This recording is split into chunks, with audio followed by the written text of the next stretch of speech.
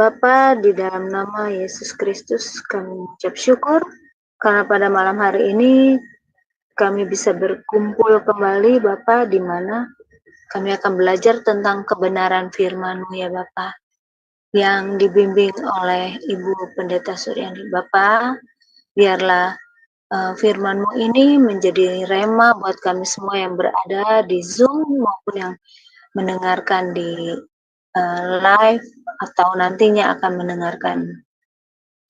Kau berkati juga teman-teman kami yang belum hadir, kamu jamah mereka sehingga mereka bisa hadir bersama kami belajar tentang kebenaran firman-Mu.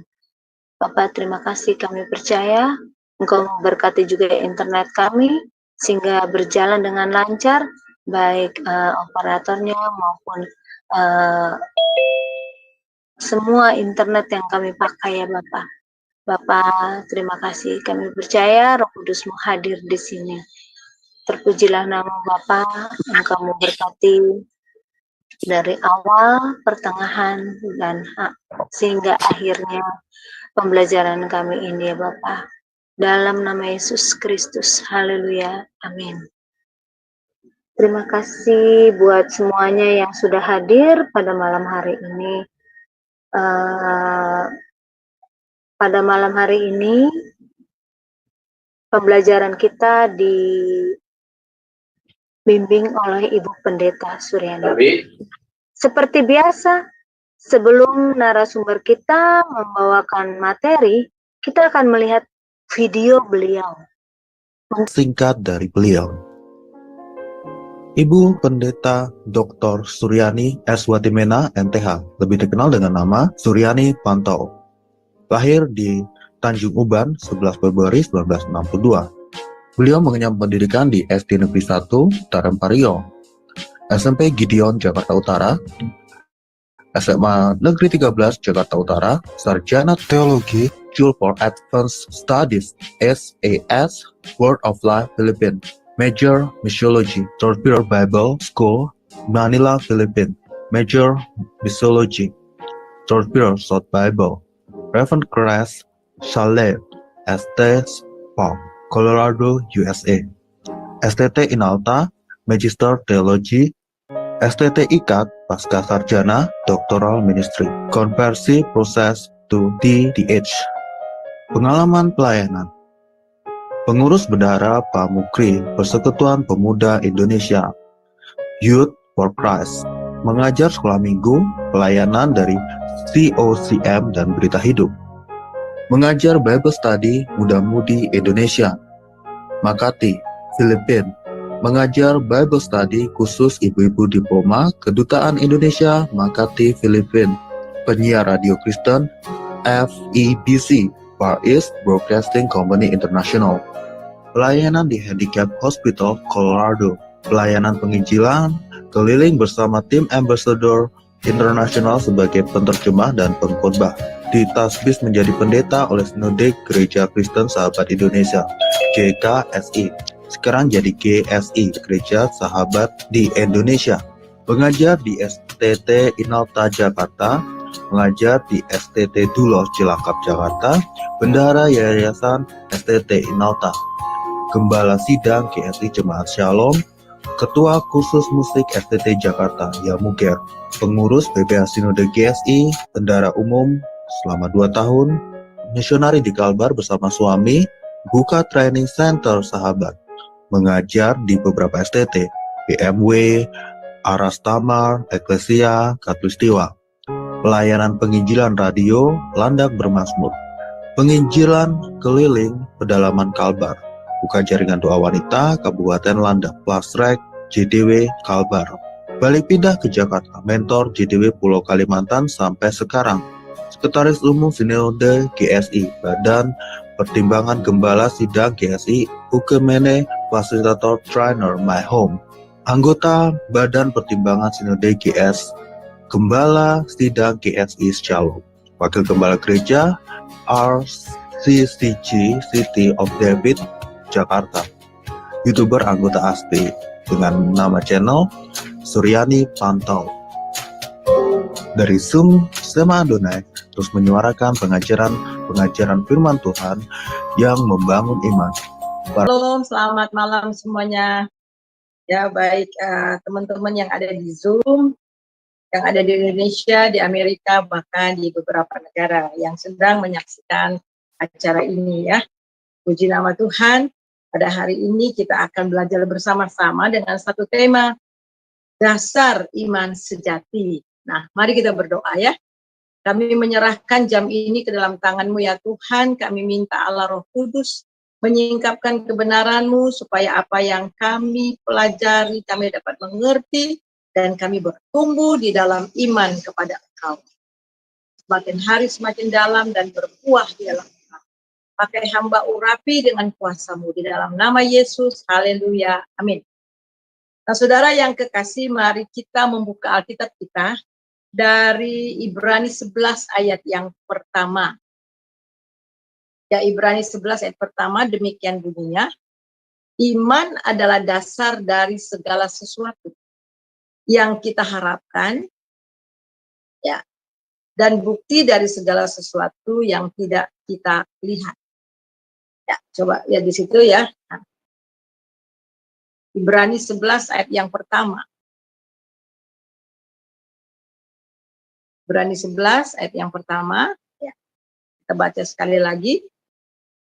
Iman adalah dasar dari segala sesuatu yang kita harapkan dan bukti dari segala sesuatu yang tidak kita lihat. Nah, saudara, iman atau faith, bahasa Yunaninya pistis, ya, pistis. Yang menarik, bahasa Yunani, kata yang digunakan untuk ini adalah mempercayai, ya. Mempercayai atau believing adalah berakar dari kata pistis, itu adalah pistio. Nah, juga kata memiliki iman secara sinonim digunakan dalam Alkitab. Jadi kedua kata tersebut diambil dari akar kata yang sama, yaitu pistis, yang artinya mempercayai. Jadi iman, pistis yang artinya mempercayai adalah melatih iman atau melatih iman, exercising faith, dan melatih atau mempraktekkan iman, mempercayai. Jadi kita lihat di sini bahwa pistis itu bukan hanya sekedar kata, tetapi itu artinya mempercayai atau exercising iman. Jadi iman itu harus dilatih, iman itu harus dikerjakan, ya. Jadi dari uraian di atas kita dapat melihat bahwa pentingnya iman dalam kehidupan orang percaya. Atau dengan kata lain, kunci iman adalah manusia yang setuju dengan Allah. Adalah manusia yang memiliki kuasa dari Allah. Jadi ketika kita katakan bahwa kita beriman, berarti kita setuju dengan apa yang difirmankan Tuhan. Dari ayat di atas seringkali salah.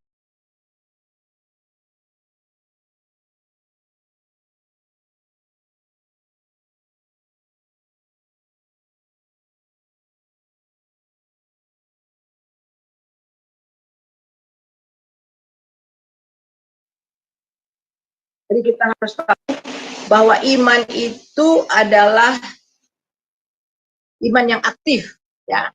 Iman bukan menyangkal fakta atau menghilangkan fakta atau menghilangkan kenyataan yang ada. Akan tetapi iman memiliki pengertian bahwa di balik kenyataan di dunia ini ada kenyataan yang lebih besar daripada kenyataan yang ada. Atau faith does not deny fact. It does not turn away from reality. But faith understand beyond the reality there is a greater reality. Jadi iman itu tidak menyangkal realitas. Tetapi iman itu percaya bahwa di balik realitas yang ada, yang kelihatan ini, ada realitas yang lebih besar dari apa yang dapat kita lihat, ya. Jadi iman dalam Ibrani 11 ayat 1 adalah iman yang aktif, yang bekerja, beroperasi di dalam wilayah yang dapat dilihat dan di luar kenyataan yang dapat diraba. Nah, J. Wesley Brill dalam bukunya Dasar yang Teguh mengatakan iman itu meliputi 3 hal. Yang pertama itu keyakinan yang timbul berdasarkan pengetahuan. Jadi iman itu ada 3 hal, ada 3 elemen. Yang pertama itu adalah keyakinan yang timbul berdasarkan pengetahuan, itu pikiran. Ya, di dalam Roma 10 ayat 17, jadi iman timbul dari pendengaran dan pendengaran oleh firman Kristus, ya. Jadi iman kita lihat di sini di dalam Roma 10 ayat 17, ya.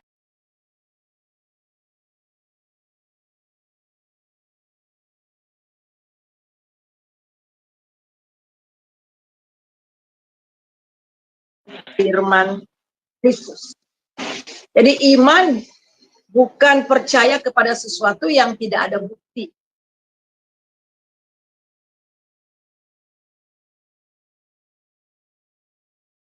Paling baik dan teguh yaitu firman. Jadi itulah dasar kita. Apa dasar kita? Firman Tuhan. Jadi iman itu bukan sesuatu tindakan yang membabi buta. Bukan seolah-olah berjalan dalam kegelapan. Kita harus percaya dalam hati, tetapi juga dengan pikiran pengetahuan dalam Alkitab. Kita percaya dengan segenap hati. Itu berarti dengan segenap pikiran, hati, dan tindakan. Jadi ketika seseorang mendengar firman Tuhan, ya, kemudian mendengar firman Tuhan dan Tuhan menyingkapkan pikirannya dan orang itu mengerti dan akhirnya dia percaya akan firman itu. Jadi kita mengerti apa yang kita percayai dan kita percayai apa yang kita mengerti. Kalau orang katakan percaya aja. Kenapa percaya? Ya percaya aja, tetapi tidak ada dalil, tidak ada bukti. Itu namanya tahyul. Tetapi iman di dalam Tuhan Yesus, iman kepada kebenaran firman Tuhan, kita mengerti apa yang kita percayai. Dan kita mempercayai apa yang kita mengerti, yaitu kebenaran firman Tuhan. Dan kemudian yang kedua, keyakinan ini sehingga mengakui kebenaran itu. Setelah kita mengerti apa yang kita dengar, dan kita imani itu, dan kemudian itu menjadi satu keyakinan. Dan kemudian keyakinan itu kita taruh di dalam hati kita. Nah, di dalam Markus 12 ayat 32 mengatakan, lalu kata ahli Taurat itu kepada Yesus, tepat sekali guru, benar katamu itu bahwa dia Esa.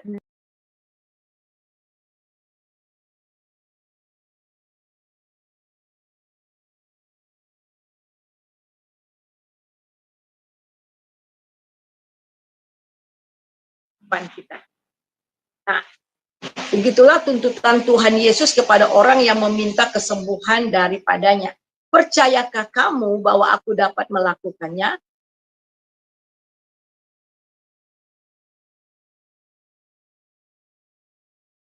Kita harus tahu bahwa Yesus Kristus adalah Tuhan dan Juru Selamat di dunia ini. Tetapi kita mengakui kebenaran itu di dalam hati kita. Yohanes 1 ayat 12, tetapi semua orang yang menerimanya diberinya kuasa supaya menjadi anak-anak Allah. Ya, saya pikir ini saya baca aja, ini ada di sini ya.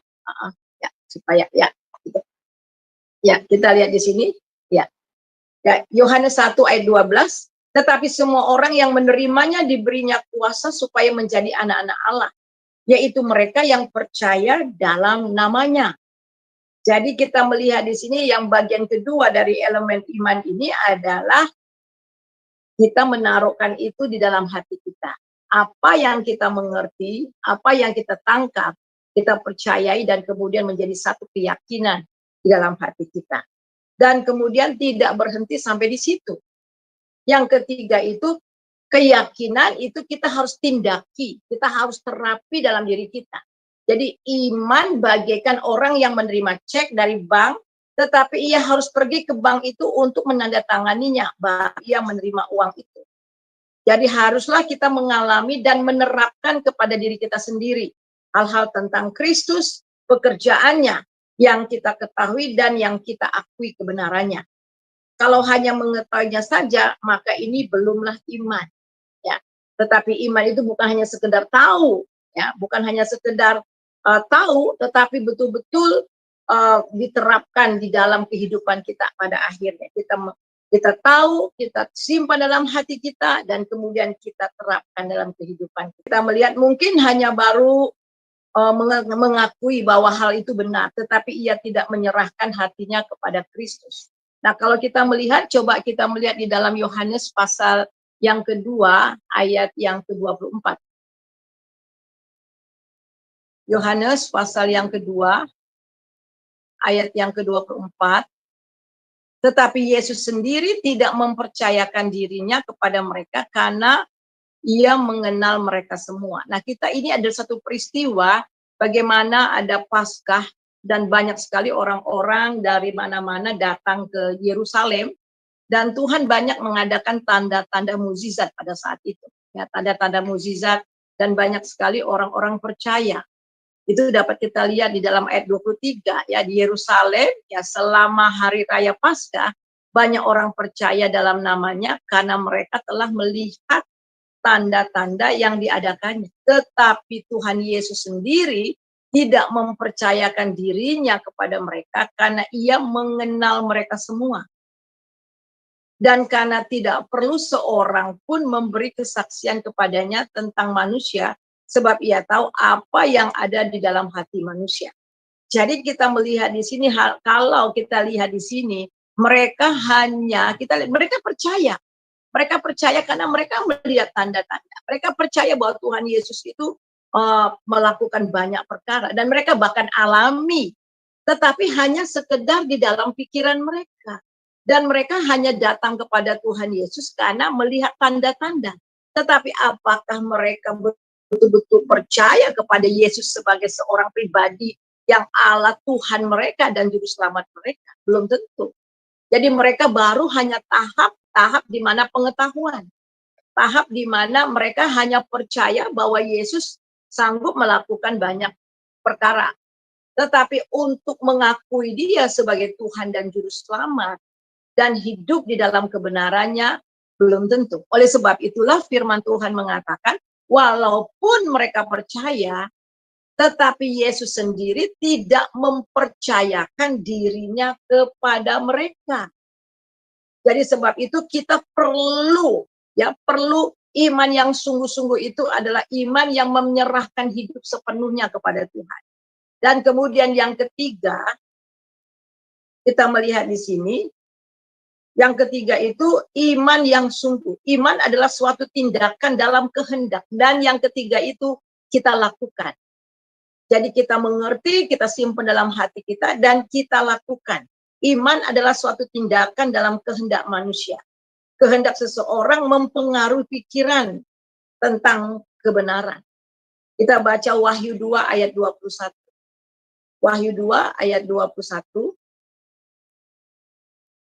Wahyu 2 ayat 21. Ya. Kita melihat di sini. Dan aku telah memberikan dia waktu untuk bertobat.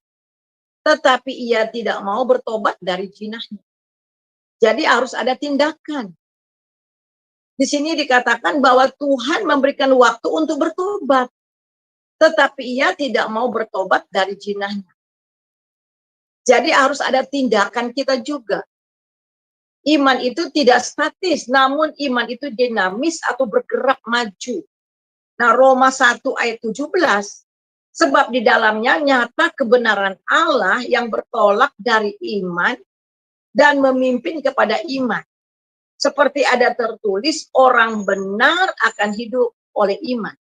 Jadi kita lihat di sini, di dalamnya nyata kebenaran Allah yang bertolak dari iman, yang memimpin kepada iman. Seperti ada tertulis, orang benar akan hidup oleh iman.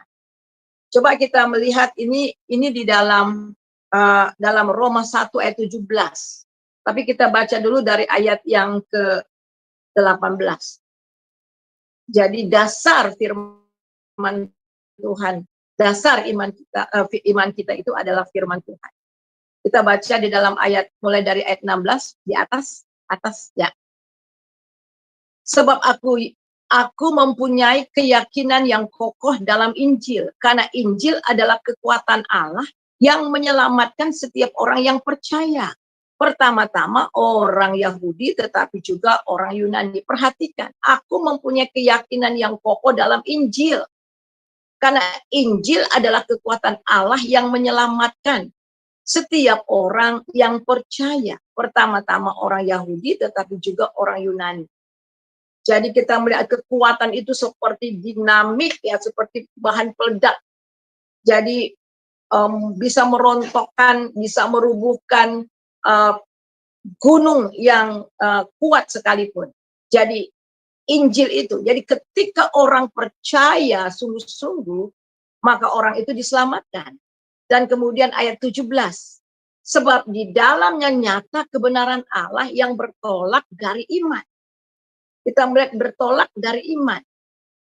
Dipimpin kepada iman, seperti ada tertulis, orang benar akan hidup oleh iman. Nah, kita melihat di sini ada 4 hal bagian di dalam ayat ini. Yang pertama itu adalah kebenaran. Kita melihat itu, sebab itu di dalamnya nyata kebenaran, kebenaran Allah. Kata kebenaran Allah ini menunjukkan langsung kepada kebenaran dan pribadi Allah. Yaitu Tuhan Yesus berkata, Akulah jalan dan kebenaran dan hidup. Tidak ada seorang pun yang datang kepada Bapa kalau tidak melalui aku. Dari ayat ini jelas bahwa Tuhan Yesus Kristuslah jalan itu. Dan dialah kebenaran itu sendiri. Dan dialah hidup itu. Inilah yang diberitakan dalam Injil yang terdapat juga di dalam Roma 1 ayat 16. Sebab aku mempunyai keyakinan kokoh dalam Injil. Karena Injil adalah kekuatan Allah yang menyelamatkan setiap orang percaya, pertama-tama orang Yahudi tetapi juga orang Yunani. Jelas Injil adalah kabar baik tentang Yesus Kristus, yang bisa berarti kabar baik mengenai Tuhan Yesus. Lewat Injil kebenaran Allah dinyatakan di dalam Yesus Kristus yang telah mati dan bangkit bagi manusia. Allah menunjukkan kebenarannya dengan menghukum dosa di dalam kebangkitannya. Ia menyatakan kebenarannya dengan membuat keselamatan menjadi mungkin bagi orang yang berdosa, yang mau bertobat dan percaya kepada Injil. Kita melihat Markus 1 ayat 14 dan 15. Sesudah Yohanes ditangkap, kita melihat Markus 1 ayat 14 dan 15.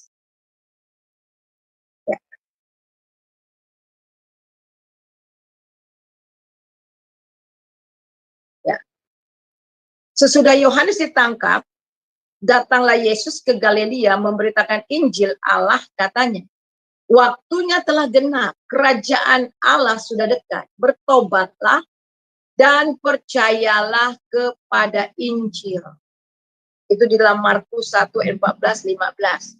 Jadi perkataan waktunya telah genap, kerajaan Allah telah dekat, bertobatlah dan percayalah kepada Injil. Jadi Injil itu datang pada saat yang baik dan yang telah ditetapkan Allah. Untuk sementara saya baca dulu aja ya, supaya waktunya berjalan ini. Ya, Galatia 4 ayat yang keempat. Tetapi setelah genap waktunya, maka Allah mengutus anaknya yang lahir dari seseorang perempuan dan takluk kepada hukum Taurat. Kita perhatikan di sini. Tetapi setelah genap waktunya, maka Allah mengutus anaknya yang lahir dari seorang perempuan dan takluk kepada hukum Taurat. Galatia 4 ayat 4. Dan kemudian sebagai persiapan penggelapan waktu mempersatukan di dalam Kristus sebagai kepala dari segala sesuatu, baik yang di sorga maupun yang di bumi. Nah, kita melihat di sini, saudara, kita tidak boleh memandang bahwa Injil itu sebagai timbul karena keadaan Palestina pada abad pertama atau karena kegiatan manusia lainnya. Namun Injil telah ditentukan Allah. Kabar baik menyangkut kerajaan Allah. Hal itu kita sudah ditentukan oleh Allah. Jadi jelas di sini dikatakan bahwa tetapi setelah genap waktunya. Jadi Injil itu datang ya karena memang penggenapan dari Allah itu sendiri. Dialah yang berdaulat di atas hidup manusia. Kerajaan Allah inilah yang ditawarkan Tuhan Yesus kepada kita semua. Dan untuk masuk ke sana kita harus bertobat. Jadi kita kembali lagi dari firman Tuhan yang mengatakan di dalam Markus 1 ayat 14-15. Sesudah Yohanes ditangkap, datanglah Yesus ke Galilea memberitakan Injil Allah, katanya, waktunya telah genap, kerajaan Allah sudah dekat, bertobatlah dan percayalah kepada Injil. Jadi kita lihat pertama bertobat dan percaya kepada Injil. Jadi bukan hanya bertobat, tetapi harus percaya kepada Injil. Ini adalah syarat mutlak untuk mendapatkan keselamatan, untuk bisa masuk ke dalam kerajaan surga. Kalau saudara bertobat tetapi tidak percaya kepada Injil, nah Injil itu adalah Yesus itu sendiri. Saudara bertobat dan kemudian tidak percaya kepada Tuhan Yesus, maka dosa akan tetap di sana. Sekali lagi, jika saudara bertobat dan tidak percaya kepada Kristus, tidak percaya kepada Injil itu, maka dosa akan tetap di sana. Alkitab jelas mengatakan di dalam Efesus 1 ayat yang ke-7, hanya di dalam Dia dan oleh darahnya kita mendapatkan pengampunan. Jadi saudara, kalau kita bertobat di luar daripada Tuhan Yesus, maka dosa kita tidak diampuni. Mungkin bertobat ya, kita melakukan, jadi bertobat dari kelakuan, kita menjadi baik dengan kelihatannya beragamawi, tetapi tanpa percaya Yesus, tanpa datang kepada Tuhan Yesus, tidak ada pengampunan. Hanya di dalam Dia dan hanya oleh darahnya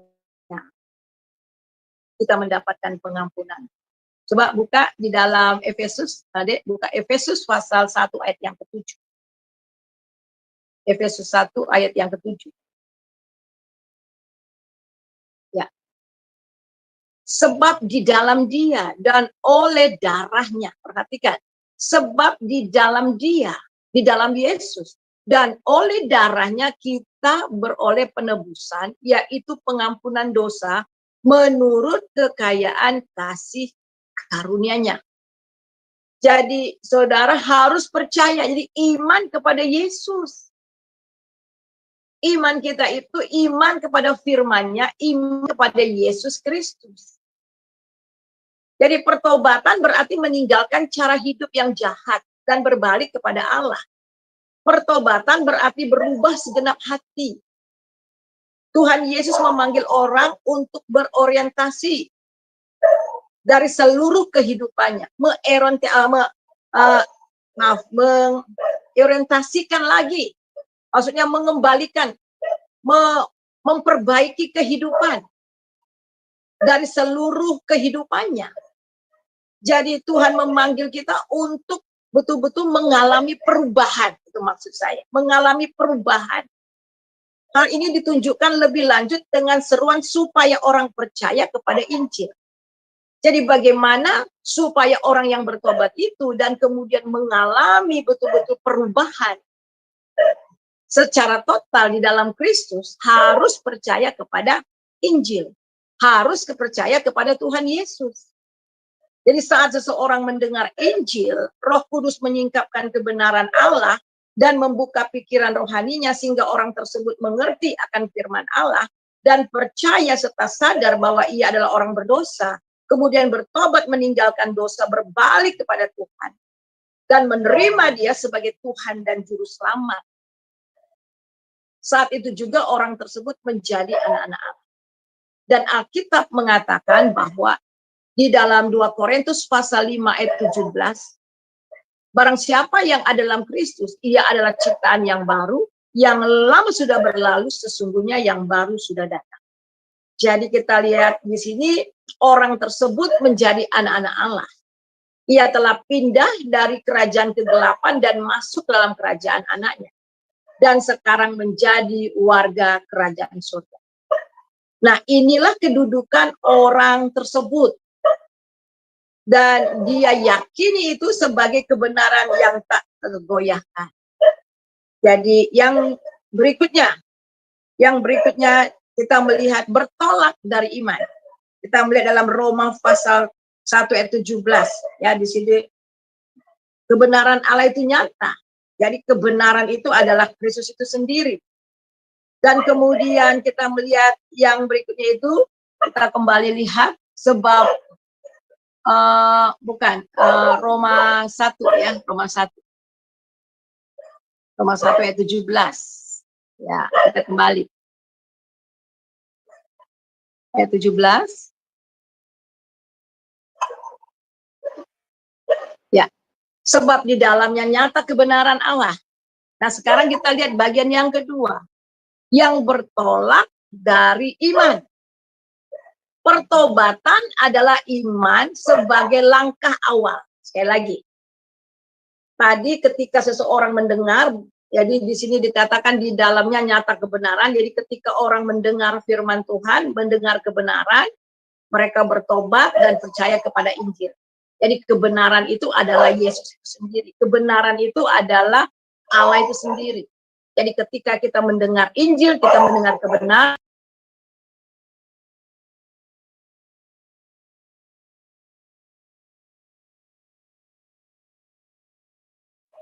kita lihat bertolak dari iman. Kita lihat di dalam ayat yang Efesus 1 ayat 13 sampai 14. Coba kita buka dulu. Efesus 1 ayat 13 14. Ya. Jadi yang pertama kita lihat di sini dulu. Pertobatan adalah sebagai langkah pertama. Saat Anda dan saya mendengar firman, lalu Anda percaya serta menerima Dia sebagai Tuhan dan Juru Selamat, sehingga Anda mendapatkan hidup yang kekal dan menjadi milik Allah. Nah, itu adalah bertolak dari iman. Itu adalah iman pertobatan. Kita baca di dalam Efesus 1 ayat 13 dan 14. Di dalam Dia kamu juga, karena kamu telah mendengar firman kebenaran, yaitu Injil keselamatanmu. Di dalam Dia kamu juga ketika kamu percaya dimateraikan dengan Roh Kudus yang dijanjikannya itu. Dan Roh Kudus itu adalah jaminan bagian kita sampai kita memperoleh seluruhnya, yaitu penebusan menjadikan kita milik Allah untuk memuji kemuliaannya. Jadi saat itu kita adalah milik Allah. Jadi ketika saudara percaya, ya kita dimateraikan. Dimateraikan itu artinya kita sah. Dimateraikan oleh Roh Kudus itu artinya kita sah. Sah apa? Sah menjadi anak-anak Allah. Kita sah menjadi milik Allah. Ini luar biasa sekali, saudara. Nah, itu adalah ketika kita bertobat menerima Dia. Seketika itu juga kita dimateraikan oleh Roh Kudus. Seketika itu juga kita sah menjadi anak-anak Allah. Seketika itu juga kita sah menjadi milik Allah. Nah, tetapi kita harus tahu, kita terlahir, pada saat itu juga kita terlahir di dalam kerajaan Allah. Dan kita ini adalah bayi-bayi rohani yang baru lahir di dalam keluarga Allah. Tetapi Tuhan tidak menginginkan kita terus menjadi bayi-bayi rohani. Kita harus bertumbuh dan kemudian menjadi dewasa dan berbuah bagi kerajaannya. Saya pada waktu saya kuliah di Amerika ya, di Colorado, di Estes Park. Jadi kami setiap weekend kami ke Denver ya. Ke Denver, dan di Denver itu sebelum Denver itu ada namanya Handicap Hospital. Handicap Hospital itu adalah rumah orang-orang cacat ya. Jadi rumah sakit untuk orang-orang rumah ya. Rumah untuk orang-orang cacat. Jadi orang-orang cacat mulai dari orang tua sampai ke bayi. Nah, saya kebetulan melayani satu kelas itu bayi. Bayi-bayinya itu bukan bayi. Jadi itu sudah 6 tahun umurnya, tetapi masih seperti anak bayi baru 6 bulan. Seharusnya ini anak ini sudah sekolah. Tetapi karena dia lahir cacat, jadi walaupun sudah 6 tahun, dia masih tidur, dikasih makan, kemudian popoknya juga, pampersnya juga dibersihkan. Jadi semua layaknya seperti bayi. Walaupun sebenarnya umur segini ini udah masuk sekolah SD. Tetapi karena cacat, dia masih bertingkah seperti bayi. Jadi big baby, boleh saya katakan big baby. Nah, saudara, bukankah sering sekali terjadi di gereja seperti itu? Ya, ada banyak orang Kristen sudah lahir dalam kerajaan Allah, sudah lahir baru, ya pernah mengalami pertobatan, tetapi tidak bertumbuh. Dan mereka seperti bayi-bayi yang besar, yang tidak pernah bertumbuh. Nah, firman Tuhan mengatakan, kita lihat ya, ini adalah satu hal yang tragis sekali ya. Kita lihat di dalam Ibrani 5 ayat 11 dan 13, kita lihat Ibrani 5 ayat 11 dan 13, bisa minta tolong baca deh. Ya. Ibrani 5 ayat 11 sampai 13. Ya, tolong dibacakan. Iya, Ibrani 5 ayat 11. Peringatan supaya jangan murtad. Tentang hal itu, banyak yang harus kami katakan, tetapi yang sukar untuk dijelaskan, karena kamu telah lamban dalam hal mendengarkan. Ayat 13, sebab barang siapa masih memerlukan susu, ia tidak memahami ajaran tentang kebenaran, sebab ia adalah anak kecil. Amin. Ya, jadi kita melihat di sini, sebab barang siapa masih memerlukan susu, ia tidak memahami. Coba di situ, tidak memahami ajaran tentang kebenaran, sebab ia masih anak kecil. Jadi kita lihat di sini, penulis ini, Ibrani ini, mengatakan bahwa sebab sekalipun kamu ditinjau dari sudut waktu, sudah harusnya jadi pengajar, tapi kamu masih perlu diajar, ajas-ajas pokok dari kenyataan Allah. Kamu masih memerlukan susu, bukan makanan keras. Sudah bertahun-tahun menjadi anak Tuhan, tapi imannya nggak bertumbuh. Ya, masih big baby. Kalau mendapatkan firman Tuhan yang agak keras tersinggung, ya. Kemudian ngambek, gembalanya harus datang lagi kepadanya kunjungan. Dibujuk lagi, datang lagi. Nanti ada persoalan, sakit hati, ngambek lagi. Jadi terus seperti itu. Jadi terus masih seperti disuap, seperti anak bayi. Nah, saudara, kita melihat di sini, inilah kenyataan yang sering terjadi di dalam tubuh Kristus. Ini bukan rencana Allah. Rencana Allah memilih kita supaya kita ini kudus, tak bercacat di hadapannya. Supaya kita diubah di dalam kemuliaan yang semakin besar. Dan itu tidak akan mungkin terjadi kalau kita tidak bertumbuh di dalam iman kita. Nah, 2 Korintus 3:18 di sini dikatakan, dan kita semua mencerminkan kemuliaan Tuhan dengan muka yang tak berselubung. Dan karena kemuliaan itu datangnya dari Tuhan yang adalah roh, kita diubah menjadi serupa dengan gambarnya. Dalam kemuliaan yang semakin besar. Inilah rencana Allah.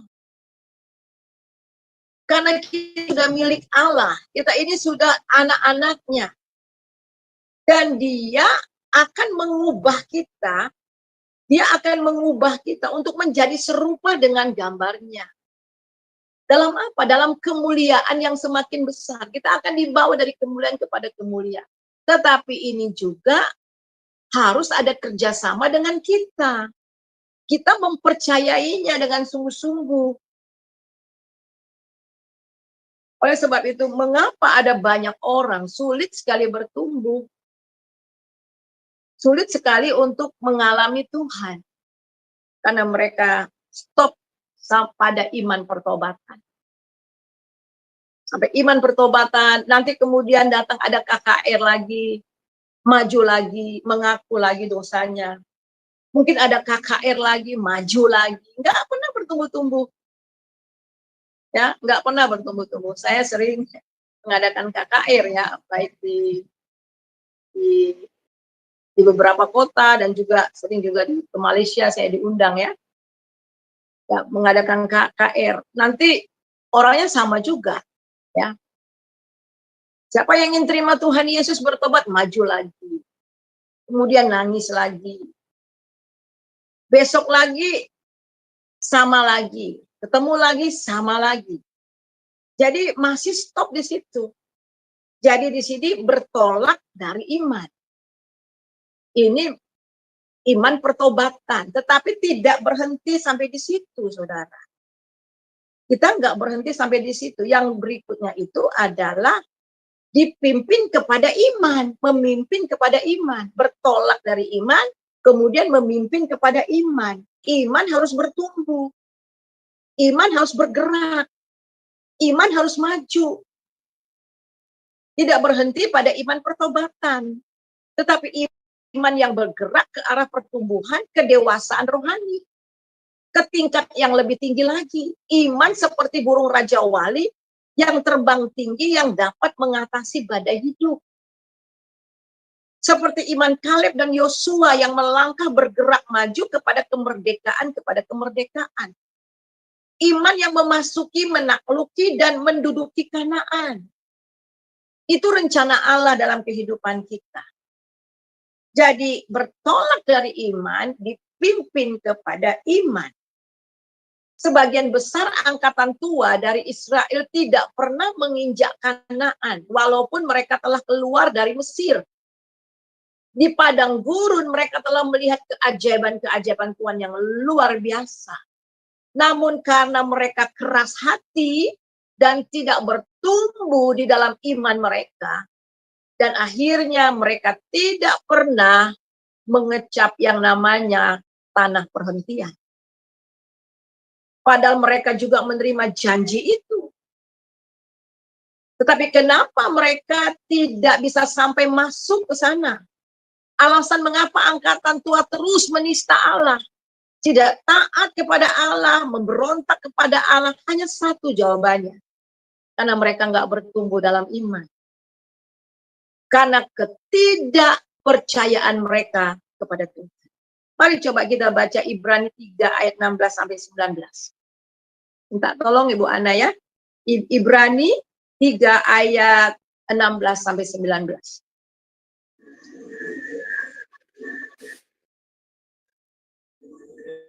Ibrani 3 ayat 16 sampai 19. Ayat yang ke-16 sampai 19. Siapakah mereka yang membangkitkan amarah Allah sekalipun mereka mendengar suaranya? Bukankah mereka semua yang keluar dari Mesir di bawah pimpinan Musa? Dan siapakah yang ia murkai 40 tahun lamanya? Bukankah mereka yang berbuat dosa dan yang mayatnya bergelimpangan di padang gurun? Dan siapakah yang telah ia sumpahi bahwa mereka tak akan masuk ke tempat perhentiannya? Bukankah mereka yang tidak taat? Ayat 19, demikianlah kita lihat bahwa mereka tidak dapat masuk oleh karena ketidakpercayaan mereka. Amin. Ya, itu. Kenapa mereka tidak menikmati Kanaan? Ini tragis. Karena ketidakpercayaan. Padahal mereka juga menerima janji Allah itu. Kepada mereka juga Tuhan memberikan janji itu. Sama seperti Kaleb diberikan janji kepada Kaleb dan juga kepada Yosua. Bedanya adalah mereka tidak percaya. Mereka nggak bertumbuh dalam kepercayaan. Mereka hanya knowledge saja. Gitu. Ya, memang Allah Maha Besar, luar biasa. Tetapi mereka nggak growing in faith. Jadi pengembara di padang gurun ibarat dua macam tipe orang Kristen. Yang pertama, orang Kristen yang percaya kepada Kristus dan diselamatkan, tetapi tidak bertumbuh dalam iman, tidak maju dalam Kristus. tidak hidup dalam kekudusan, tidak dipenuhi oleh Roh Kudus, ini adalah orang Kristen yang mengembara di padang gurun. Saudara, mengembara di padang gurun itu capek sekali, ya. Capek, kegersangan di sana, ada banyak kemarahan di sana, ada banyak luka-luka hati di sana, dan banyak sekali ada persungutan-persungutan di sana. Terus ditanya, apakah mereka orang Kristen? Oh, mereka orang Kristen. Apakah kalau ditanya, kamu percaya kepada Tuhan? Ya, mereka percaya sekali. Apa masalahnya yang terjadi di sini? Jadi jelas ya bahwa mereka nggak bertumbuh di dalam iman mereka. Dan yang kedua itu adalah tipe yang kedua, orang Kristen yang berkemenangan dan yang masuk ke tanah perjanjian, itu orang yang dikuduskan, dipenuhi oleh Roh Kudus, memasuki hidup yang berkemenangan yang ada di dalam Kristus. Kita beroleh bahagian di dalam Kristus, di dalam Dia kita masuk perhentian. Itu dengan persekutuan yang rapat dan intim dengan Dia. Nah, tipe orang kedua ini adalah orang yang hidup berkemenangan. Jadi Kanaan itu bukan sorga. Ada banyak orang bilang itu sorga. Tidak. Karena di sorga kita nggak berperang lagi. Di Kanaan mereka harus perang. Mereka harus merebut kota itu, menduduki kota itu. Tetapi sekali lagi mereka menang, mereka bisa menduduki tempat itu oleh karena iman sekali lagi.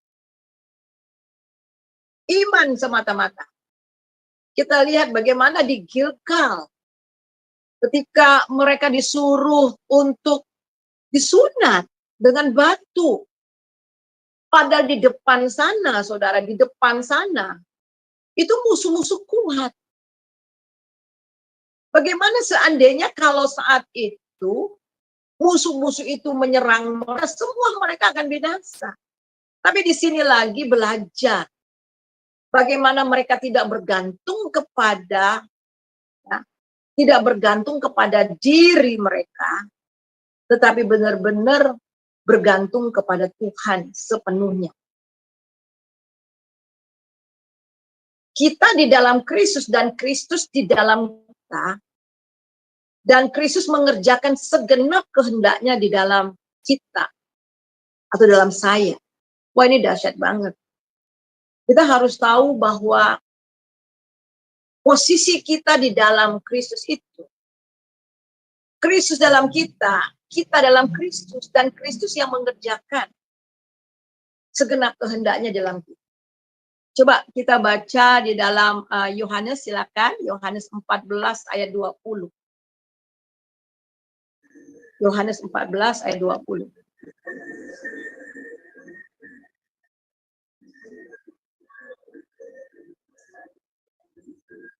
Ya, silakan Bu ya.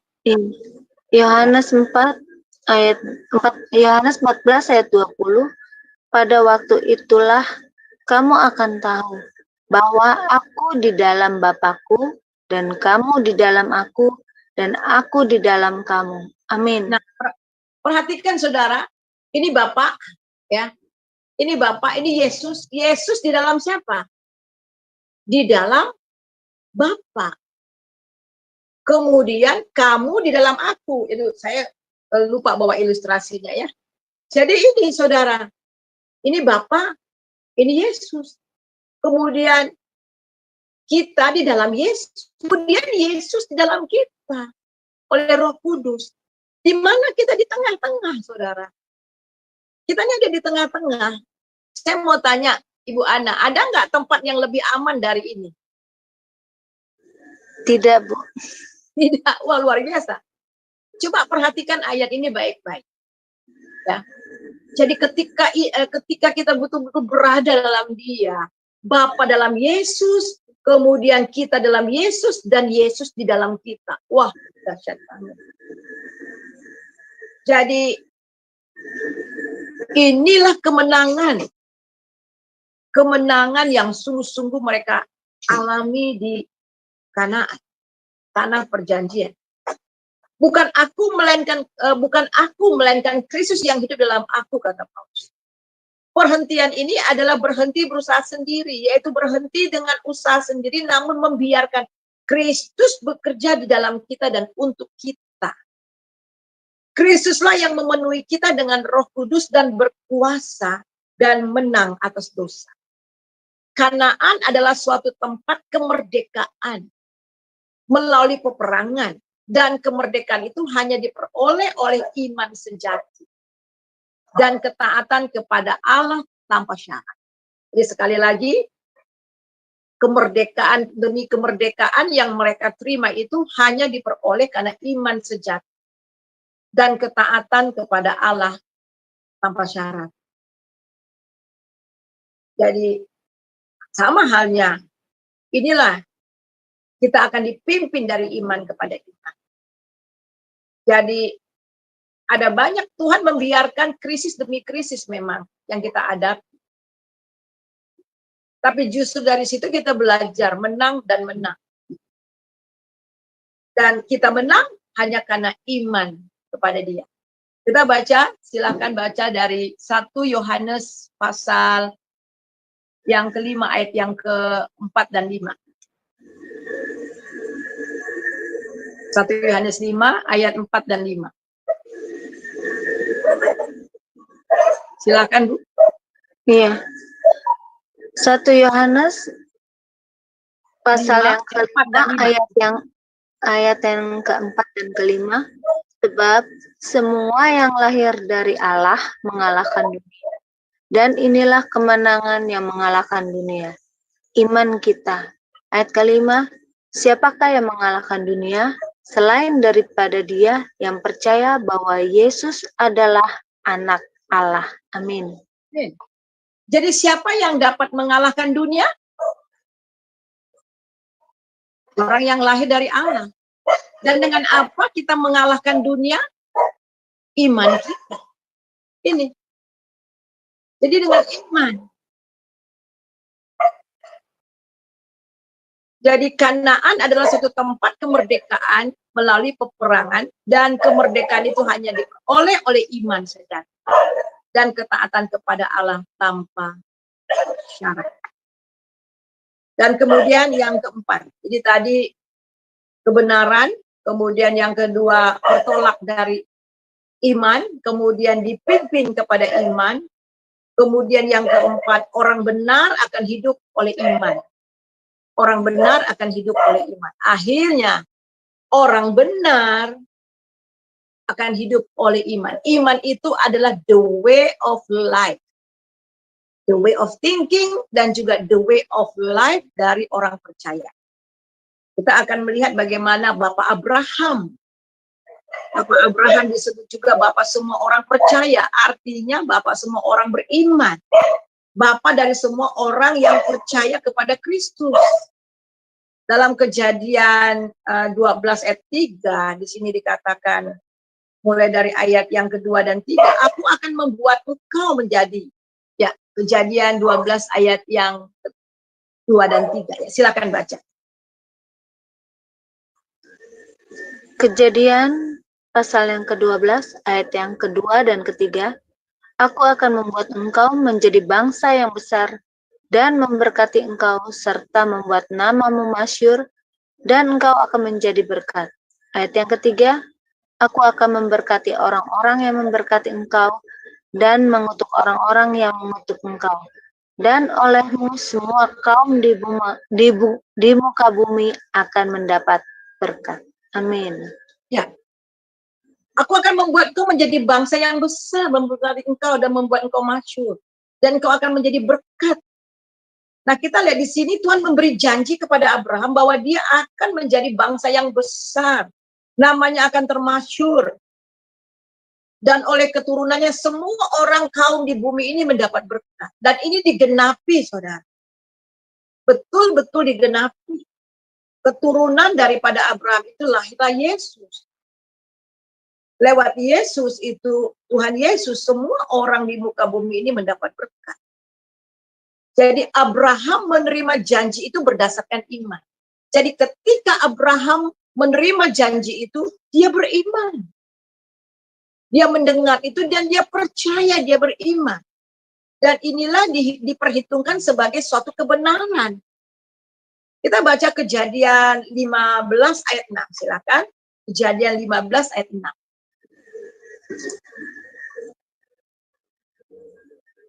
Kejadian 15 ayat yang ke-6.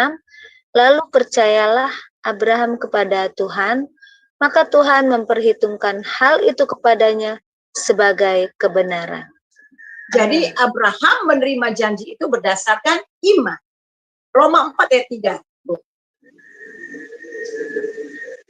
Roma 4 ayat yang ketiga.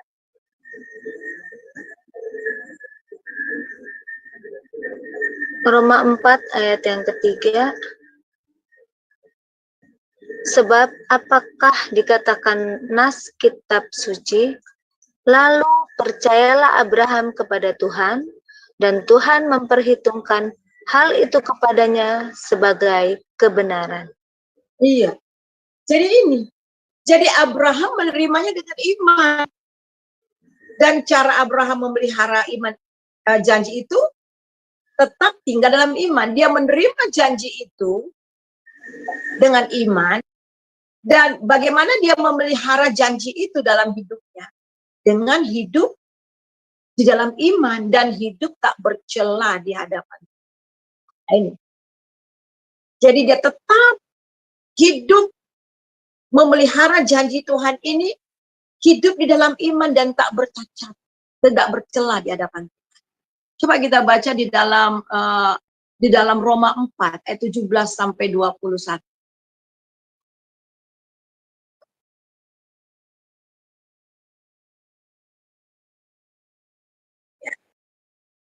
Silakan, Bu. Roma 4 ayat 17 sampai 21. Seperti ada tertulis, engkau telah kutetapkan menjadi bapa banyak bangsa di hadapan Allah yang kepadanya ia percaya, yaitu Allah yang menghidupkan orang mati dan yang menjadikan dengan firman-Nya apa yang tidak ada menjadi ada. Sebab sekalipun tidak ada dasar untuk berharap, namun Abraham berharap juga dan percaya bahwa ia akan menjadi bapa banyak bangsa menurut yang telah difirmankan. Demikianlah banyaknya nanti keturunanmu. Imannya tidak menjadi lemah walaupun ia mengetahui bahwa tubuhnya sudah sangat lemah karena usianya telah kira-kira 100 tahun dan bahwa rahim Sarah telah tertutup. Tetapi terhadap janji Allah ia tidak bimbang karena ketidakpercayaan, malah ia diperkuat dalam imannya dan ia memuliakan Allah. Ayat 21, dengan penuh keyakinan bahwa Allah berkuasa untuk melaksanakan apa yang telah ia janjikan. Amin. Ya. Ini sekali, saudara. Jadi dia terima janji itu berdasarkan iman, dan bagaimana dia memelihara janji dengan dalam iman. Jadi ketika Tuhan menjanjikan bahwa dia itu akan mendapatkan seorang anak, 25 tahun kemudian baru digenapi, saudara. Dan di sini imannya sama sekali tidak menjadi lemah, walaupun Sarah sudah tua, dia sudah tua juga. Bahkan rahim Sarah itu sudah tertutup. Tapi terhadap janji Allah, ia tidak bimbang karena ketidakpercayaan. Malah ia diperkuat dalam imannya. Ya, dan memuliakan Allah. Luar biasa. Jadi dia tetap memelihara. Seringkali dalam kehidupan kita percaya, yes, amin, amin, amin. Saya percaya.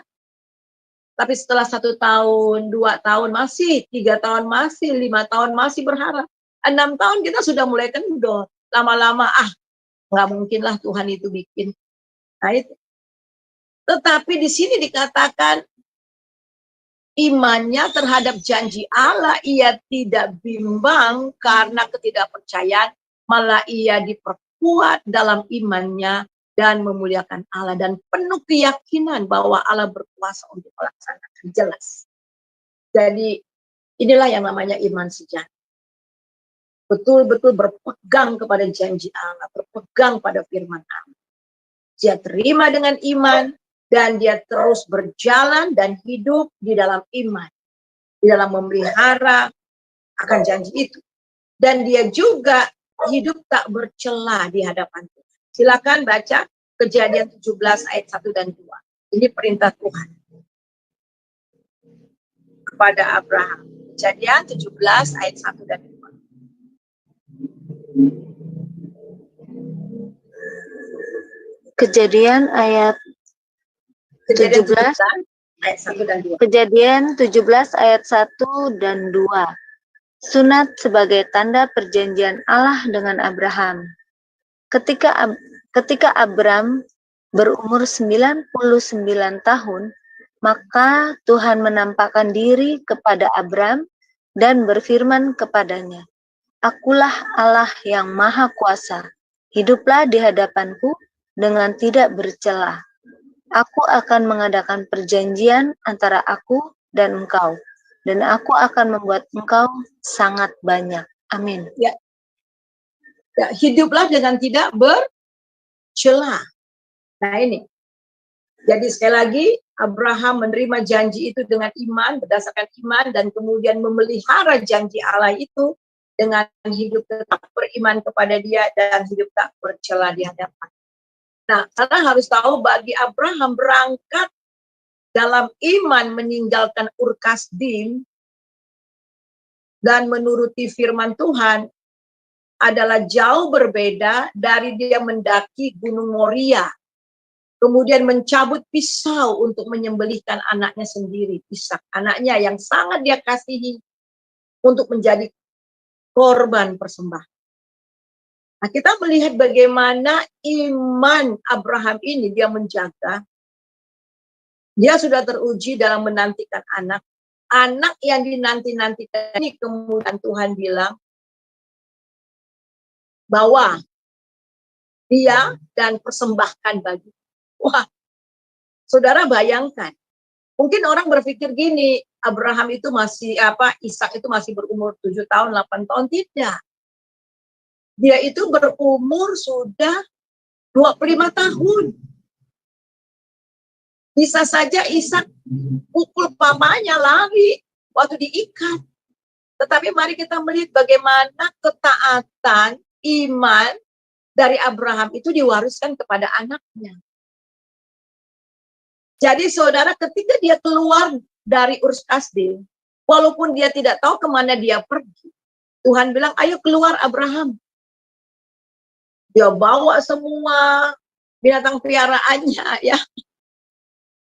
Dia bawa domba, sapi, dan sebagainya, keledai, dengan anggota rumahnya, dan sebagainya. Kemudian ditanya, Bapak Abraham mau kemana?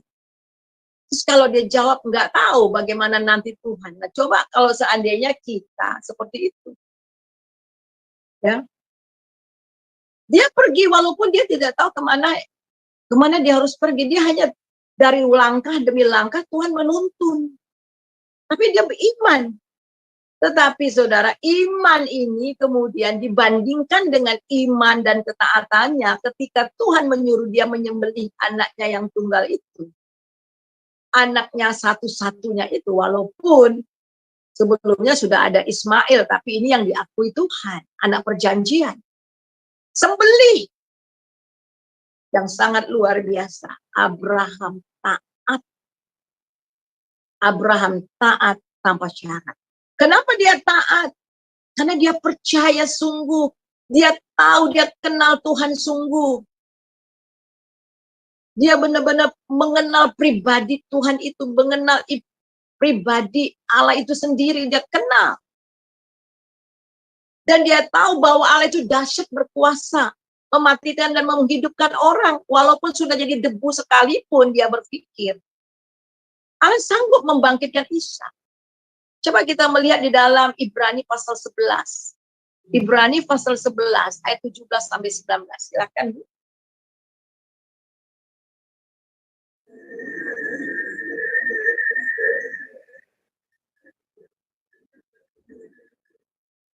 Ibrani pasal 11 ayat 17, 18, 19.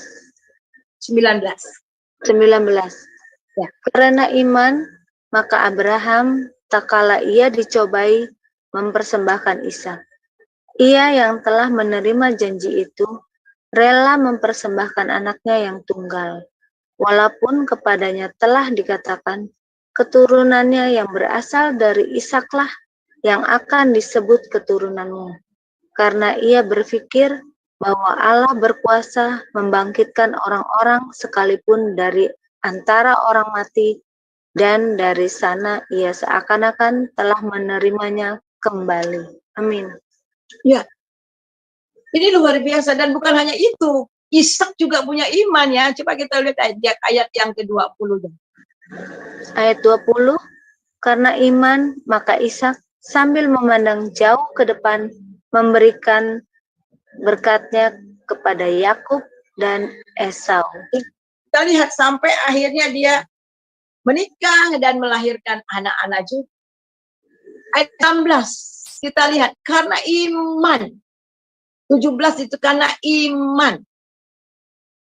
Maka Abraham tatkala ia dicobai mempersembahkan Ishak yang telah menerima janji, itu rela mempersembahkan anaknya yang tunggal, walaupun kepadanya telah dikatakan keturunannya yang berasal dari Ishaklah yang akan disebut keturunannya.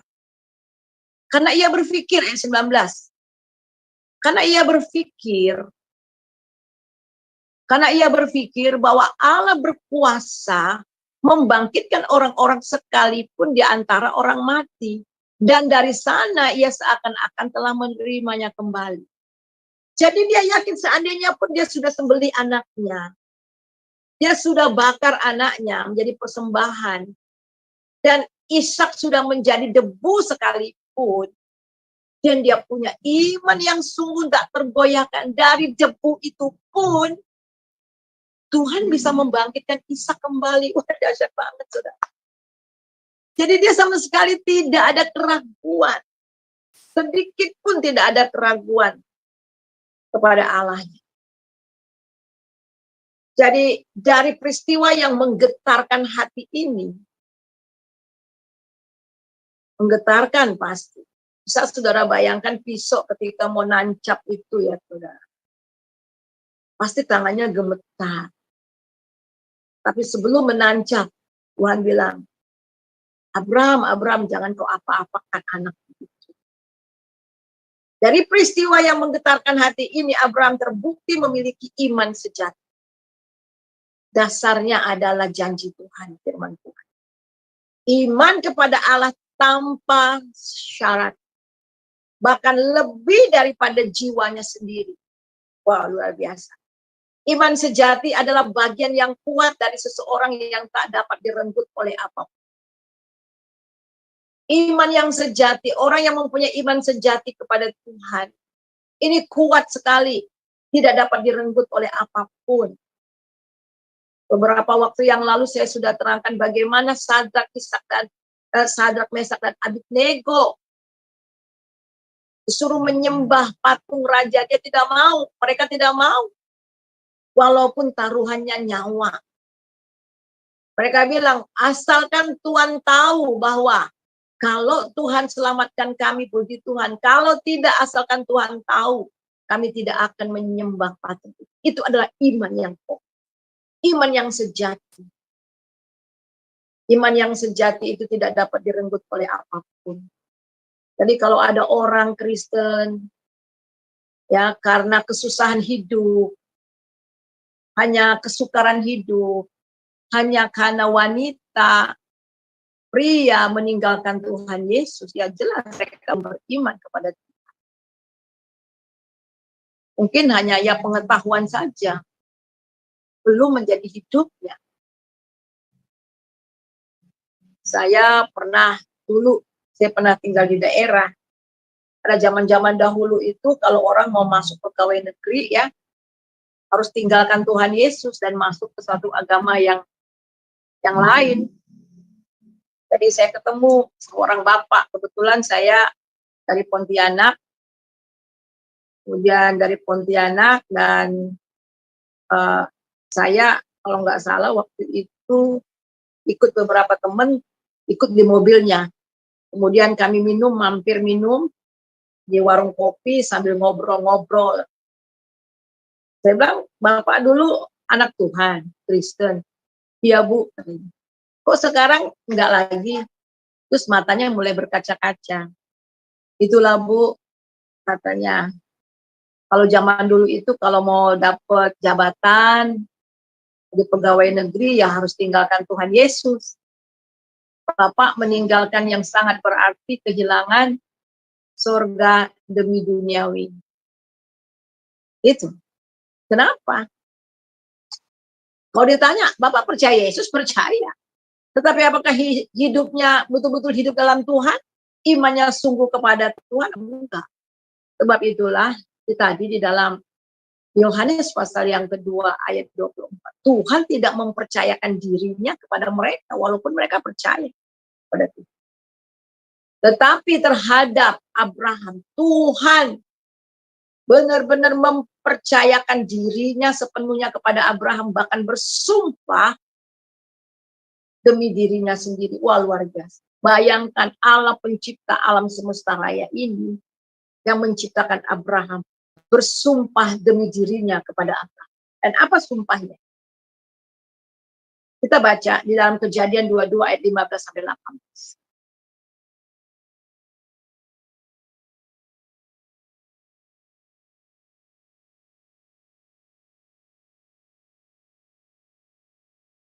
Silakan Bu Ana. Kejadian 22 ayat 15. Untuk kedua kalinya berserulah malaikat Tuhan dari langit kepada Abraham. Katanya, aku bersumpah demi diriku sendiri, demikianlah firman Tuhan, karena engkau telah berbuat demikian, dan engkau tidak segan-segan untuk menyerahkan anakmu yang tunggal kepadaku. Amin. Ya. Terus lagi Bu. Maka aku akan memberkati engkau berlimpah-limpah dan membuat keturunanmu sangat banyak seperti bintang di langit dan seperti pasir di tepi laut, dan keturunanmu itu akan menduduki kota-kota musuhnya. Amin. Lagi. Oleh keturunanmu lah semua bangsa di bumi akan mendapat berkat karena engkau mendengarkan firman-Ku. Ya ini. Amin. Jadi amin. Jadi Tuhan bersumpah demi dirinya kepada Abraham. Wah, dahsyat banget. Luar biasa ya. Inilah iman yang dan dasarnya memang adalah Tuhan sendiri dan firman-Nya.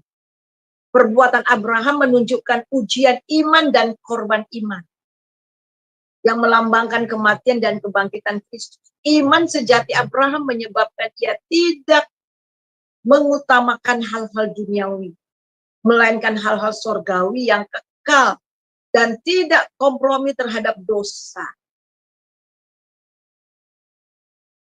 Abraham menolak untuk menerima hadiah dari Raja Sodom pada waktu di dalam Kejadian 14 ayat 21-24. Ketika dia menyelamatkan keponakannya Lot yang ada di Sodom, dan Raja Sodom akan memberikan hadiah, dia tidak mau menerima. Seuntai benang pun dia nggak mau terima. Jadi Abraham sudah sangat tua pada waktu dia mendapatkan Ishak. Tadi kita sudah bahas tadi. Tetapi imannya tidak pernah menjadi lemah dan lesu. Dan ketika dia diperintahkan untuk mempersembahkan anaknya, dia taat tanpa syarat. Jadi rupanya saudara, iman yang sejati itu taat. Dan iman itu seiring. Ada lagu. Trust and obey, for the no other way to be happy in Jesus. but to trust and obey. Nah itu. Jadi trust and obey. Bukti daripada kita beriman kepada Tuhan, kita taat tanpa syarat. Orang benar akan hidup oleh iman. Berarti ada iman yang membenarkan kita. Hidup oleh iman, ada iman yang memelihara kita. Jadi ada kebenaran, karena iman kepada Tuhan. Kita akan dibawa dari iman kepada iman. Orang benar akan hidup oleh iman. Keduanya dari awal dan maju bergerak ke dalam kehidupan orang Kristen, tetapi semua itu dimulai dari iman kepada iman, dari kemuliaan kepada kemuliaan. Ada yang bilang begini, Bu, gimana caranya supaya kita terus tetap beriman kepada Tuhan? Terus mata kita tertuju kepada Dia. Dengan mata yang terus tertuju kepada Kristus. Dan Kristus sendirilah yang akan membawa iman kita kepada kesempurnaan. Tinggal beberapa ayat lagi, coba kita baca di dalam Ibrani 12 ayat yang kedua. Ayat yang 1 dan kedua.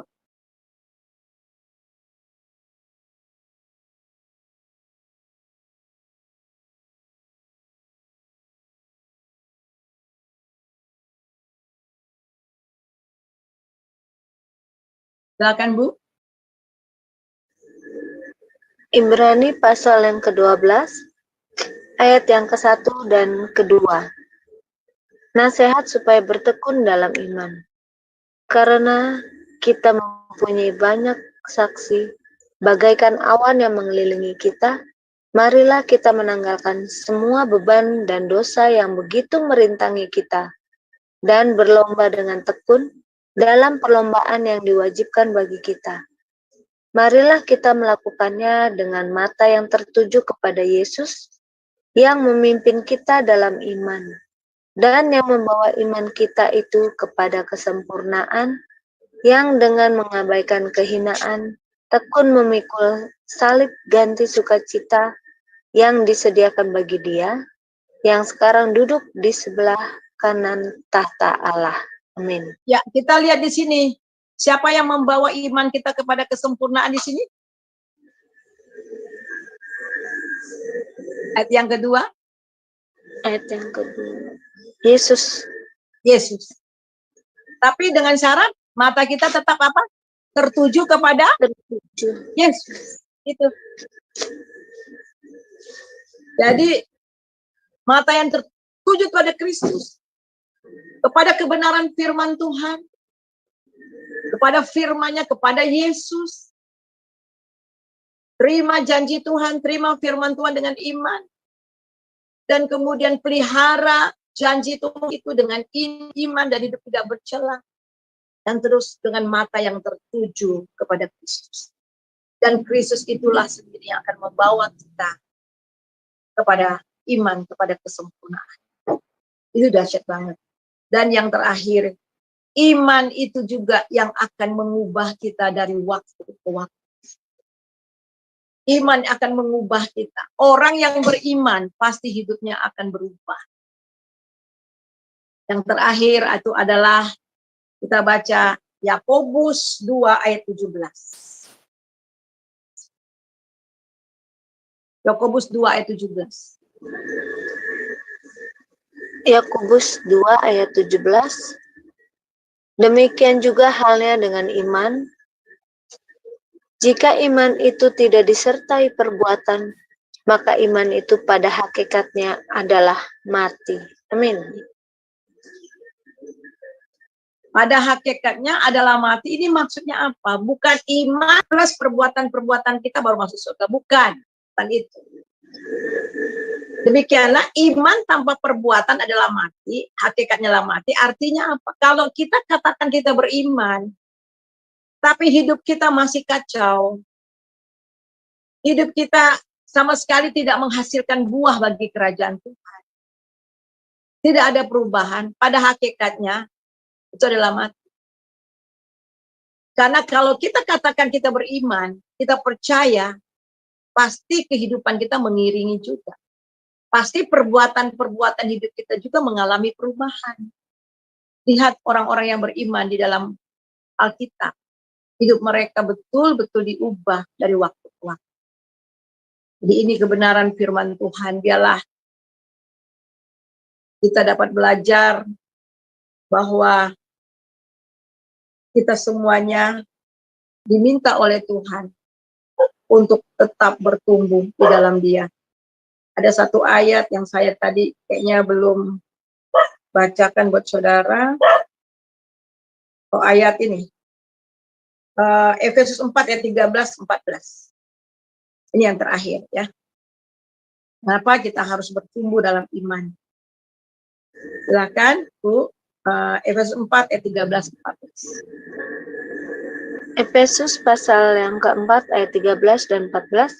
Sampai kita semua telah mencapai kesatuan iman dan pengetahuan yang benar tentang anak Allah, kedewasaan penuh dan tingkat pertumbuhan yang sesuai dengan kepenuhan Kristus. Sehingga kita bukan lagi anak-anak yang diombang-ambingkan oleh rupa-rupa angin pengajaran, oleh permainan palsu manusia dalam kelicikan mereka yang menyesatkan. Amin. Perhatikan mencapai kesatuan iman dan pengetahuan yang benar tentang anak Allah. Pengetahuan yang benar tentang anak Allah ini adalah pengetahuan firman Tuhan. Makanya kita perlu baca firman Tuhan. Kita perlu belajar firman Tuhan. Kita perlu sungguh-sungguh tekun menyelidiki firman Tuhan. Nah, salah satu saat ini yang kita sedang tekuni ini. Ada banyak orang sudah malas baca firman Tuhan. Ada banyak orang nggak betah. Kalau firman Tuhan udah agak panjang, aduh, pantatnya sudah panas, sudah gelisah, telinganya sudah panas. Bagaimana bisa bertumbuh dalam pengetahuan akan Tuhan, akan hal ini? Saya pernah diundang, jauh-jauh saya diundang, dibayarin tiket dan sebagainya. Tapi hanya diminta satu khotbah cuma 15 menit. Saya bilang saya nggak bisa. Bagaimana saya bisa khotbah dalam 15 menit dalam KKN, dalam ini sangat menganehkan buat saya. Ya. Karena apa? Orang-orang sudah biasa yang cepat, instan. Tapi untuk duduk, dan itu perlu pengorbanan. Untuk duduk meluangkan waktu belajar susah. Sebab itu kita harus mencapai kesatuan iman dan pengetahuan yang benar tentang Allah. Kemudian apa? Kedewasaan. Bagaimana kita bisa dewasa? Kalau kita nggak bertumbuh dalam pengetahuan yang benar akan Allah. Kedewasaan penuh tingkat pertumbuhan yang sesuai dengan kepenuhan Kristus yang Tuhan mau. Sehingga kita bukan lagi anak-anak yang diombang-ambingkan oleh rupa-rupa angin pengajaran. Oleh permainan palsu manusia, kelicikan yang menyesatkan. Jadi orang yang sungguh-sungguh bertumbuh dalam iman yang sejati. Bertumbuh dalam pengetahuan yang benar akan Tuhan. Mereka tidak akan mudah diombang-ambingkan dengan ajaran-ajaran sesat. Sekali lagi, iman adalah kekuatan seseorang yang tidak dapat direnggut oleh apapun juga. Iman itu adalah jati diri seseorang. Semakin kuat orang itu bertumbuh di dalam iman, semakin kuat jati dirinya di dalam Tuhan. Mari kita satu dalam doa. Terima kasih Tuhan. Terima kasih buat kebenaran firman-Mu. Biarlah apa yang kami dengar ini betul-betul kami dapat mengerti dan kami boleh bertumbuh dalam kebenaran. Biarlah kami seperti Daud mengatakan, kering tulang-tulangku karena merindukan titah-titah. Biarlah kami mau Tuhan belajar sungguh, baca sungguh, mengerti sungguh akan kebenaran. Karena dasar daripada iman kami adalah kebenaran firman Tuhan. Dan kebenaran itu adalah Engkau sendiri. Kami mau terima janji-janji Tuhan dengan iman. Dan kami mau pelihara janji-janji itu dengan hidup beriman. Biarlah iman itu akan menjadi gaya hidup kami. Dan terus memandang kepada Engkau. Enggak Engkau sendiri yang akan membawa iman kami kepada kesempurnaan. Terima kasih Bapa. Dalam nama Yesus Tuhan kami berdoa. Haleluya. Amin. Ya, selamat malam Ibu Selamat Ana. malam. Ya, Ya, shalom malam. ini Ibu, ada yang saya mau nanyakan mengenai kisah dari Abraham ya Ibu ya. Kan ketika dia menunggu untuk mendapat keturunannya dari istrinya ya, yaitu Ishak. Dia ini kan sempat sempat mempunyai anak dari budaknya ya Ibu, Hagar ya kalau nggak salah ya. Nah, kalau seperti itu bukan, maksudnya mengartikannya apakah iman Abraham itu goyah apa gimana ya Ibu? Ketika dia melakukan hal seperti itu. Iya, itu yang saya mau tahu. Terima kasih Ibu Suryani. Ya, memang ada beberapa kali, mungkin 2 kali ya kesalahan yang dibuat oleh Abraham. Yang pertama itu pada waktu Raja Abimelek melihat istrinya cantik sekali ya, dia ngakunya adik kan. Dan akhirnya Tuhan menghajar raja dengan seisi rumah itu, dan akhirnya Sarah kemudian dikembalikan. Nah, yang kedua itu adalah ketika dia mendengarkan perkataan dari istrinya. Nah, ini juga salah satu ya kesalahan daripada Abraham karena mendengarkan suara pada istri. Nah, Alkitab ini sangat luar biasa. Alkitab itu tidak pernah menyembunyikan kelemahan siapapun orangnya. Mulai dari Kejadian sampai kemudian kita lihat bagaimana tentang Nuh juga pernah mabok, minum anggur ya. Kemudian Musa pernah membunuh orang Mesir dan sebagainya. Ya banyak ya. Kemudian tentang Yunus dalam perjanjian baru tentang dosanya Petrus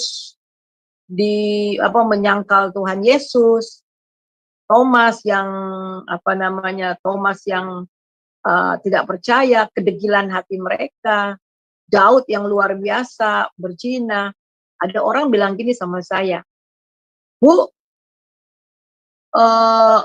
kok Alkitab tidak tutupi mereka punya kelemahan-kelemahan itu, orang-orang penting dalam Alkitab, tokoh-tokoh Alkitab kok dosanya diekspos. Nah, itulah firman Tuhan. Firman Tuhan itu terang-terangan. Firman Tuhan itu justru mengungkapkan dosa. Ya, tidak ada dosa yang tersembunyi. Menerangkan dosa, menyatakan dosa, tetapi juga memperbaikinya. Nah, dan saya percaya bahwa Abraham setelah itu benar-benar belajar dari keadaan yang telah dilakukan. Tetapi untuk dia sendiri dia tetap percaya. Dia tetap percaya dan tetap beriman kepada Tuhan. Jadi ya ini kelemahan bapak-bapak ya, kadang kalau istrinya udah merengek, istrinya sudah bujuk, ya akhirnya ya kan? Tetapi setelah peristiwa ini kita melihat benar-benar Abraham itu teguh dan tak tergoyahkan. Ya. Itu saja jawaban saya, Ibu. Iya, bagaimana Ibu Aling? Oh, di mute ya? Nggak bisa jawab. Ya, Gimana? ya Ibu, terima kasih untuk penjelasannya. Iya, memang jadi kesalahan yang dilakukan oleh Abraham bukan berarti iman dia goyah ya Ibu, hanya mungkin karena dia ketidaksabaran dia ya untuk sebenarnya ketidaksabaran istrinya ya. Iya, istrinya. Tapi dia sebenarnya iman dia tetap teguh ya Ibu, percaya bahwa memang Tuhan pasti Iya. akan menggenapi janjinya. Seperti itu ya Bu ya. Ya, Iya. terima kasih Bu untuk penjelasannya. Ya, Tuhan sama-sama. berkati. Iya, terima kasih Bu Aling buat pertanyaannya. Masih ada waktu, silakan siapa yang mau bertanya atau menambahkan atau mau sharing tentang iman ya. Ini bagus banget ini. Karena memang orang yang memiliki iman sejati adalah orang yang rindu ya sama Tuhan, dengan pekerjaan Tuhan. Karena iman yang sejati ya. Siapa yang mau bertanya atau menambahkan? Sebenarnya bagus sekali ya Bu tentang iman ini. Di Alkitab juga banyak ya Bu ya, Bu Ya. Ibu Pendeta, yang wanita yang perempuan yang pendarahan itu juga Iya. dia mengimani ya, itu wah Iya, luar betul. biasa itu. Iya. Kalau aku pegang jubahnya saja gitu kan? Iya, iya Iya, betul. betul. Aduh luar biasa sekali itu, benar. Kayaknya banyak ya contoh-contoh di Alkitab ya tentang iman Iya, ya. betul. Kita Iya. bisa belajar dari situ. Termasuk Ayub juga. Iya, betul. Iya. Ayub. Padahal Ayub belum dia tidak mengenal Tuhan ya, Bu ya.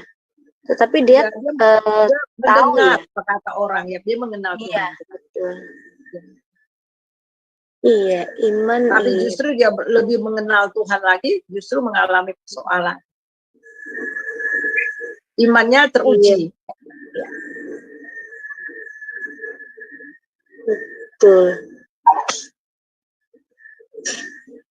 Iya mau iya siapa lagi ya Bu bertanya? Masih ada waktu atau sudah tidak ada yang mau bertanya? Mungkin sudah jelas.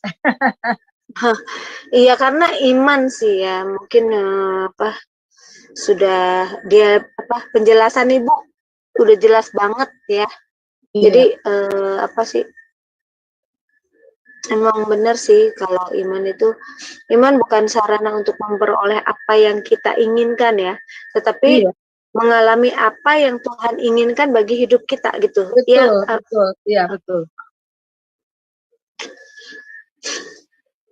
Dan iman juga bukan masalah keberuntungan, tetapi kepastian. Wah, luar biasa ini. Betul. Ya, baik, tidak ada yang mau bertanya lagi? Atau sudah jelas? Kalau sudah jelas, kita akhiri ya Bu ya. Iya, betul. Boleh. Closing statementnya Bu sama doa. Silakan ya. Ibu. Jadi kembali tadi ada 4 hal yang ada di dalam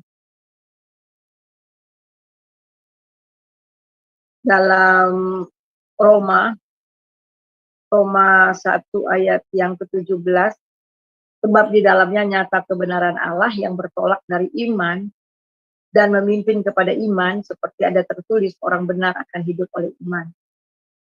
Jadi bertolak ketika kita mendengar kebenaran firman Tuhan, itu Injil, kita percaya dan kebenaran itu adalah firman Tuhan sendiri atau Tuhan itu sendiri. Yesus itulah kebenaran, Yesus itulah firman yang menjadi manusia, dialah kebenaran, dan kemudian kita percaya, itu bertolak dari iman pertobatan, tapi tidak diam di situ. Kita terus maju, iman kepada iman, memimpin kepada iman. Jadi iman itu tidak statis, tetapi dinamis, ya, terus bergerak maju, dan kemudian kita akan hidup oleh iman. Jadi iman itu adalah gaya hidup orang percaya. Jadi semakin kita bertumbuh di dalam iman dan pengetahuan akan firman Tuhan, semakin hidup kita diubah dari waktu ke waktu. sehingga kita bisa terbang seperti burung Raja Wali. Badai apapun yang menimpa kita, kita dapat mengatasinya. Karena kita hidup bersama Dia dan karena iman kita kepada Dia. Itu saja dari saya dan kita akan tutup dalam doa. Terima kasih Tuhan untuk kebenaran firman Tuhan yang kami pelajari pada malam ini. Iman kepada kebenaran firman Tuhan. Dan kami dipimpin kepada iman, dialah mata kami tetap tertuju kepada Yesus, sehingga Tuhan Yesus sendiri yang memimpin kami dalam iman kepada iman, sehingga Tuhan Yesus sendiri juga yang menyempurnakan iman kami kepadamu. Terima kasih Tuhan karena ketika kami beriman sungguh kepada Tuhan, kami betul-betul dapat mengalami Engkau. Dan Tuhan dengan sepenuhnya akan menyatakan dirimu kepada kami. Sehingga kami akan melihat hal-hal yang belum pernah kami lihat. Kami akan mendengar dari hal-hal yang belum pernah kami dengar. Dan itu akan diberikan Tuhan kepada kami. Sebab itu kami bersyukur. Terima kasih buat Shema Adonai. Tuhan terus berkati Tuhan.